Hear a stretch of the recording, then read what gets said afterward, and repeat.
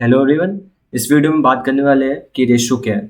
तो सिंपली अगर हम बात करें रेशो क्या है, तो रेशो बेसिकली एक हमारी क्या है कंपैरिजन यूनिट है, जिसको हम क्या है यूज़ करते हैं एज अ कंपैरिजन किसी भी दो ऑब्जेक्ट्स का।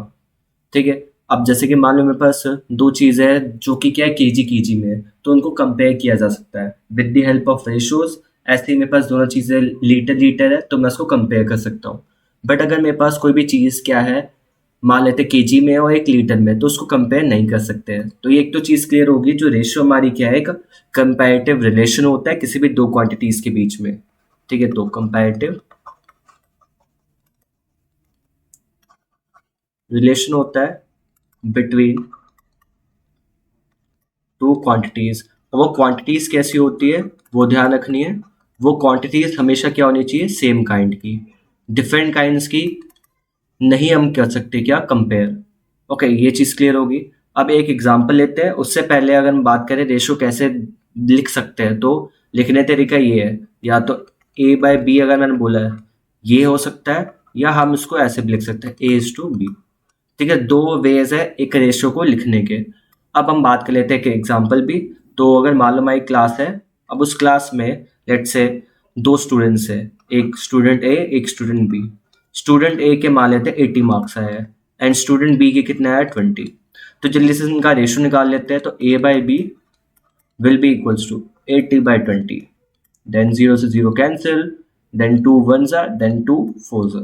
तो कितना आ गया यहाँ पर 4/1।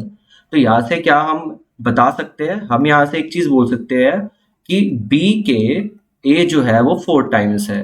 क्या यही है?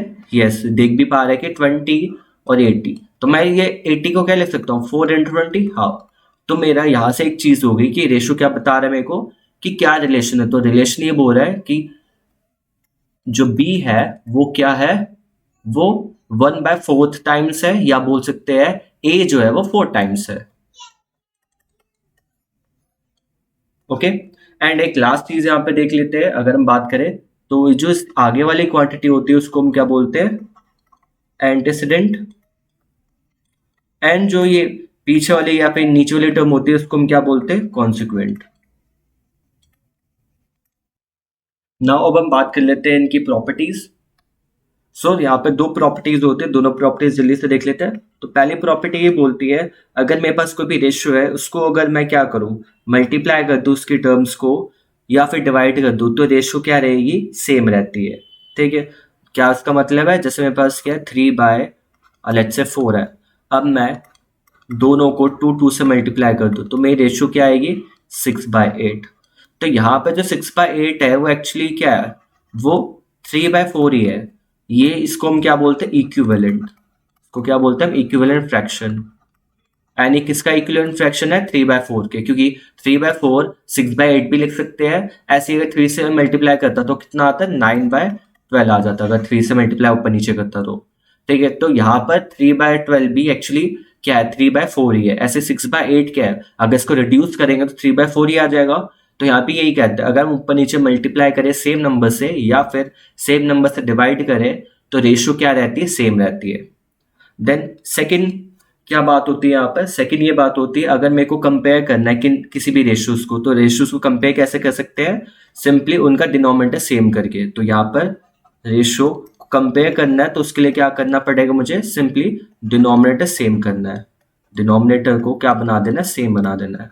एक एग्जांपल ले लेते हैं जल्दी से, सो दैट क्लियर हो जाइए। 3/7 है एंड मान लेते हैं हमारे 2/3 है। तो मुझे क्या करना है, दोनों को कंपेयर करना है कि कौन बड़ा है। तो उसके लिए मैं बेसिकली क्या करूंगा, दोनों के डिनोमिनेटर सेम करूंगा। तो यहाँ पे 7 और 3 है, तो उसका एलसीएम ले लेंगे 3 और 7 का, तो हमें पता है कितना आता है, 21 बनाता है। ओके, तो ये तो चीज क्लियर है, 21 आएगा। ऐसे ही यहाँ पर भी कितना आ जाएगा, 21 इसका। अब हमें नेक्स्ट क्या काम करना है वो देखो। अब मुझे एक चीज देखनी है कि 7 को क्या मल्टीप्लाई करूँ तो 21 आए, तो हमें पता है 3 से। ऐसे ऊपर से भी 3 से मल्टीप्लाई करूंगा, क्योंकि हमने अभी जस्ट देखा है ऊपर नीचे सेम नंबर से मल्टीप्लाई करता है तो रेशियो में कोई इफेक्ट नहीं आता। तो ये 9/21 हो गया। अब इसको भी कर लेते हैं 7 से, और ये 7 से, तो कितना है 14/21। अब यहाँ से मैं क्या कोई कंक्लूजन निकाल सकता हूँ, हाँ, कि 14/21 बड़ा है। That is 2/3 is greater, 2/3 is greater than 3/7।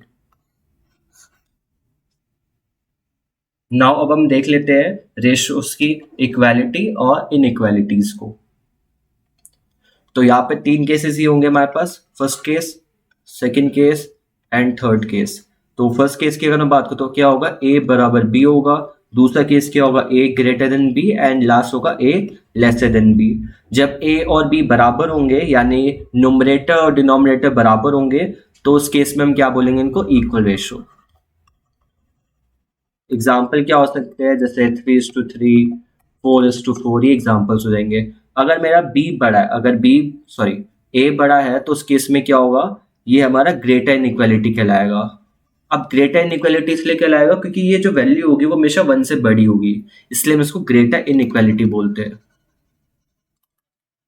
जैसे कि 7:3, 9:7, ये हमारी ग्रेटर इनइक्वालिटी, क्योंकि इनको जब भी मैं डिवाइड करूंगा तो हमेशा 1 से बड़ी वैल्यू आएगी। ऐसे ही अब ये लास्ट वाला कौन सा है, लेसर इक्वालिटी, लेसर इनइक्वालिटी, जिसके अंदर जो हमारा रेशियो होता है बेसिकली वो क्या होता है, छोटा होता है 1 से। जैसे कि 3:7 या फिर 7:9, ये हमारे एग्जाम्पल्स हो गए। एंड इसी के अंदर एक और चीज आती है जो कि हमें याद रखनी है, जो कि इनवर्स रेशियो। या नोट करके लिख सकते हो, we have one more thing, that is inverse ratio. अब इनवर्स रेशियो हो बेसिकली होता क्या है, जैसे मेरे पास 3:7 है, तो इसका इनवर्स रेशियो क्या हो जाएगा, 7:3। ओके, तो उसको हम रेसिप्रोकल भी बोल सकते हैं, it can be called reciprocal ratio. Now हम जल्दी से देख लेते हैं डिफरेंट टाइप के जो हमारे पास रेशियोज अवेलेबल है। सो फर्स्ट टाइप जो हमारे पास है वो कंपाउंड रेशियो है। अगर हम बात करें कंपाउंड रेशियो होता क्या है, बेसिकली जब हम एक या फिर उससे ज्यादा रेशियोज को आपस में क्लब कर देते हैं, यानी जोड़ देते हैं, तो उस केस में वो क्या कहलाता है, कंपाउंड रेशियो। जैसे कि मेरे पास है A:B:, ओके, और C:D एंड E:F। ओके, इन तीनों को अगर मैं साथ में जोड़ दूं, कैसे जोड़ूंगा, जो भी एंटेसिडेंट्स है उनको साथ में, तो ACE, एंड ये क्या हो जाएंगे, BC, BD, F। ओके, हमने यहाँ पे ये किया इनको, तो ये हमारा क्या हुआ, compound, this is called compound ratio. Okay, next हमारे पास जो टाइप आता है वो आता है हमारे पास डुप्लीकेट।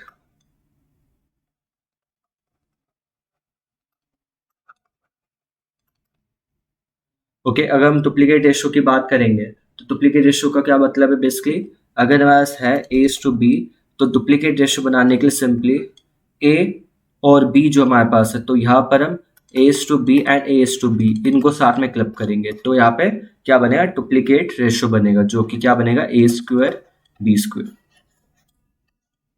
ओके, एंड एक और चीज, जो कंपाउंड रेशियो है ना, उसमें नोट करके एक चीज ऐड कर सकते हो। अगर तुम क्या करो, A:B एंड B:A, इनको साथ में करोगे क्या, कंपाउंड, तो हमेशा क्या रिजल्ट में मिलेगा, 1 मिलेगा। दैट मीन्स जब भी हम रेसिप्रोकल से मल्टीप्लाई करेंगे या फिर उसका कंपाउंड रेशियो निकालने की कोशिश करेंगे, तो उस केस में हमेशा 1 ही मिलेगा हमें। देन थर्ड टाइप आता है जो कि ट्रिप्लीकेट। अब ट्रिप्लीकेट अगेन, ये इसके नाम से पता चल रहा है क्या करने वाला है, 3 टाइम्स करेगा, ट्रिप्लीकेट रेशियो। तो वहां पर क्या होगा, A:B एंड A:B 3 टाइम्स लेंगे हम, एंड यहाँ पे क्या बन जाएगा, A³ ये हमारा क्या होगा, ट्रिप्लीकेट रेशियो। ना उसके बाद इनका स्क्वायर रूट वाला है, या फिर हम कह सकते हैं क्यूब रूट वाला इनके केसेस में, तो उनको भी देख लेते हैं, 4 टाइप।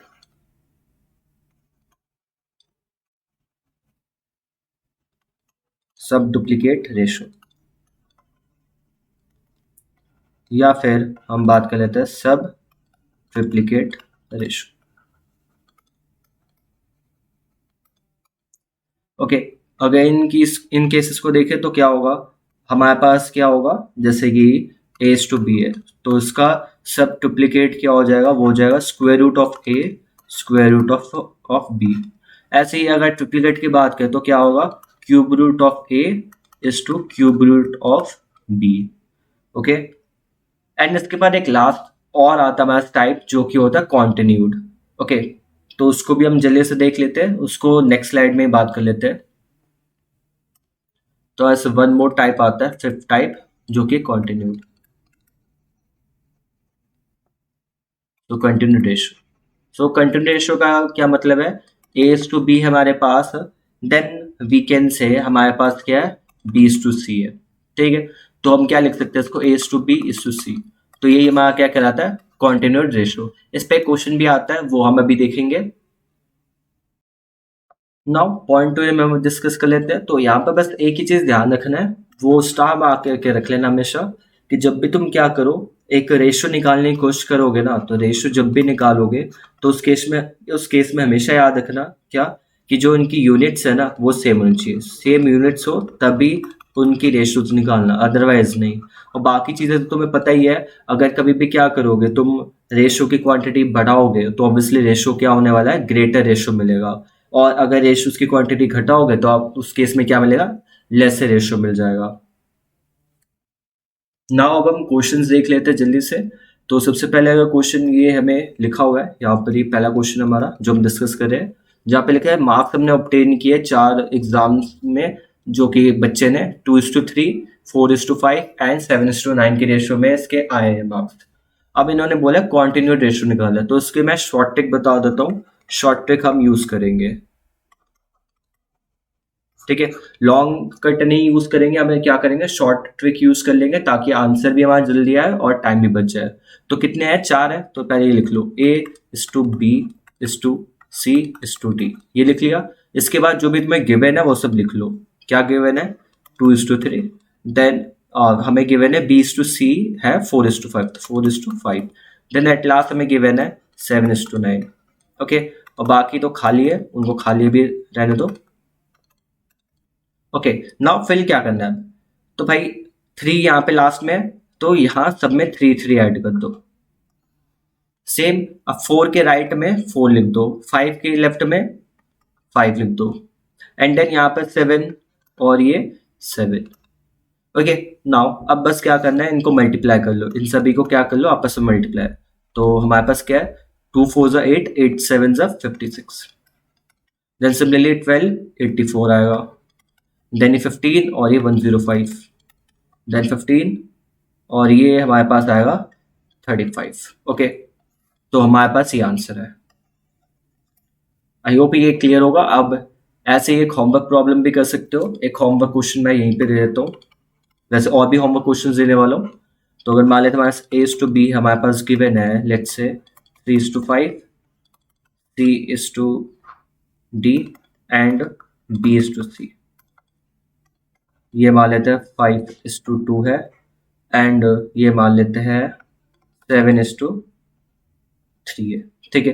तो ये हमारे पास है, तो इसका तुम्हें बताना है कि क्या आने वाला है, कॉन्टिन्यूड रेशियो। नाउ ये नेक्स्ट क्वेश्चन है, जहाँ पे बोला है कि दो नंबर्स हमारे पास जो कि किस रेशियो में है, 3:5 के, एंड हमें बोल दिया है कि अगर हम क्या करें, सब्ट्रैक्ट कर दे हर एक वही दोनों नंबर में से 10-10, तो जो रिमाइंडर होगा उन रेशियो का वो क्या आता है, 1:5 का। ओके, तो करते हैं इस क्वेश्चन को भी हम। तो सबसे पहले तो ये रेशियो जो रहेगी उसको लेट कर लेंगे क्या, इसको 3x पहले वाले को, अगले वाले को 5x मान लेंगे, दोनों नंबर्स को। अब x ही क्यों लेट किया है भाई, याद करो जब हमने a और b पहला एग्जांपल जो देखा था उसमें 80/20 था, और कितना आया था, 4/1 आया था। तो यहाँ पर भी तो ये तो चल रहा था, ये 4x है और ये क्या होगा, 1x होगा। मीन्स ये हमेशा क्या से चलेगा, 4 टाइम्स चलेगा, ठीक है। तो इसलिए हमने यहाँ पे इसको ऐसे लेट करेंगे, तो हम बोल लेंगे the first number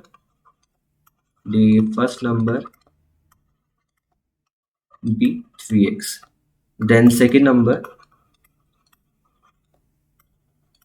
be 5x।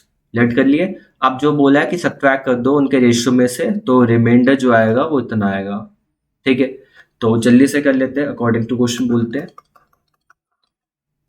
3/x/5/x, ये तो रहेगा, बट अब क्या माइनस करना है, 10-10 दोनों में से माइनस कर दो, कर दिए। तो रेशियो जो आएगी वो 1/5 बच जाएगी। अब इसको क्या कर लेना, सॉल्व करते हैं, तो क्रॉस मल्टीप्लीकेशन कर लेते हैं। तो ये होगा 5 × 3x - 10 = 5x - 10। अब आगे क्या है ये 15x माइनस 50, 5x माइनस 10। अब यहाँ पर आ जाएगा 15x माइनस 5x, और ये जो माइनस 50 वो राइट हैंड साइड चला जाएगा तो -10 प्लस 50। अब यहाँ पे ये हो जाएगा 40, क्योंकि 50 में से 10 माइनस कर दिया, और ये कितना है 10x। अब यहाँ से x की वैल्यू निकाल लेते हैं, कितनी आ गई 4। दैट मीन्स फर्स्ट नंबर कितना होगा 3 इंटू 4 दैट इज 12, एंड यहाँ पे कितना होगा 5 into 4 that is 20। Okay, I hope ये क्लियर हो गया होगा ये क्वेश्चन। अब इसके बाद नेक्स्ट क्वेश्चन देख लेते हैं। अब ये नेक्स्ट क्वेश्चन है। अब इसके लिए ना सबसे पहले याद रखना कि जो भी तुम्हारी इनकम होती है वो किसके बराबर होती है, एक्सपेंडिचर प्लस सेविंग के। ओके, ये चीज ध्यान रखना क्वेश्चन करते वक्त, ये सबसे ज्यादा इंपॉर्टेंट है। अब सॉल्यूशन की बात कर लेते हैं। अगेन जो रेशो दे रखा है जो उनकी एनुअल इनकम का, वो क्या है 4:3 है। तो लेट कर ले क्या, हाँ, तो हम बोल लेंगे annual income of A is 4x, annual income of B is 3x। Okay, let कर लिया। अब इसके बाद नेक्स्ट बोला उनका जो एनुअल एक्सपेंडिचर है वो कितना 3:2 का है। ओके, तो एक्सपेंडिचर कैसे आएगा, एक्सपेंडिचर बराबर होगा इनकम में से सेविंग को माइनस कर दो। ठीक है, अब यहाँ पर हमें सेविंग कितनी बताई हुई है 1000 रुपीज बताई हुई है, तो यहाँ बोल देंगे अकॉर्डिंग टू क्वेश्चन हम बोल देंगे 4x minus 1000 divided by 3x minus 1000, जो कि बराबर अगेन कितना होगा 3/2 के। अब क्रॉस मल्टीप्लीकेशन कर लेनी है और आंसर आ जाएगा। तो 2 into 4x minus 1000 equals to 3 into 3x minus 1000। अब ये कितना आएगा 8x माइनस 1000, ये आएगा 9x माइनस 3000। अब यहाँ पर 9 को उधर भेज देते तो क्या आएगा 8x माइनस 9x, ये आएगा 3000 माइनस का, एंड ये प्लस का 1000 हो जाएगा। अब कितना आएगा -2000, क्योंकि इनको सॉल्व करने पे इतना आया, और ये कितना आएगा -x, तो माइनस से माइनस गया तो x की वैल्यू कितनी आ गई 2000। अब यहाँ से हम बोल सकते हैं कि जो a है उसकी एनुअल इनकम कितनी हो जाएगी 8000, और इसकी कितनी हो जाएगी 6000। नाउ गाइस, ये सभी क्वेश्चंस आपके होमवर्क रहने वाले हैं, एंड इसको आप कमेंट सेक्शन में कमेंट करके बता सकते हो उसके answers. And at last, like next video proportion पे आने वाली है। Thank you.